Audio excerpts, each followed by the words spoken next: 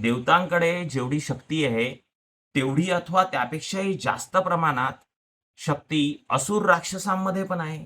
देवतांकडे जेवढे गुण सामर्थ्य आहेत तेवढं राक्षस असुरमध्ये पण आहे. पण देवतांकडे समर्पणाची भावना आहे. ती भावना राक्षस आणि असुरमध्ये नाहीये. म्हणून देवता हे श्रेष्ठ आहे. देवता महादेवीची स्तुती करतात आहे. या देवी सर्वभूतेषु शक्तिरूपेण संस्थिता, बुद्धिरूपेण संस्थिता, निद्रारूपेण संस्थिता, वृत्तीरूपेण संस्थिता, शांतीरूपेण संस्थिता. म्हणजे चेतनेशी निगडीत जेवढे जेवढे कार्य आहे तेवढ्यामध्ये हे महादेवी तू वास कर आणि आमचं रक्षण कर. आणि नंतर म्हणतात आहे नमस्तस्ये नमस्तस्ये नमस्तस्ये नमो नमः. एक वेळा नमस्कार नाही केलाय, 2 वेळा नाही केलाय, वारंवार त्रिवार नमस्कार आहे. नमस्तस्ये नमस्तस्ये नमस्तस्ये नमो नमः. कारण स्तुती करणारे देवता आहे.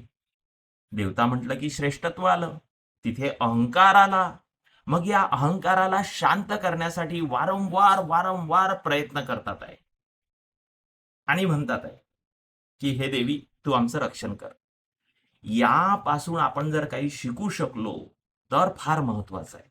कारण आपल्या मानवी जीवनामध्ये पण अनेक प्रकारचे असुर आहेत. बुद्धीमध्ये आहे, विद्यामध्ये आहे, भक्तीमध्ये आहे, शक्तीमध्ये आहे, शांतीमध्ये आहे. राग, लोभ, मोह, माया सर्वांमध्ये असुर आहेत.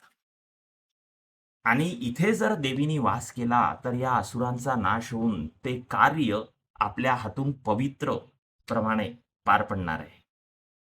जर आपण या मंत्रांपासून काहीतरी शिकू शकलो तर त्याला अर्थ आहे. नुसतं मंत्रसंहिता घेऊन किंवा या देवी सर्वभूतेषु शक्तिरूपेण संस्थिता, बुद्धिरूपेण संस्थिता, नमस्तस्ये नमस्तस्ये नमस्तस्ये नमो नमः, बस 2-4 मिनिट मंत्र म्हणायचे आणि नंतर ॲज इट इज आपण जसं आहोत तसं राक्षसी भावामध्ये प्रगट व्हायचं.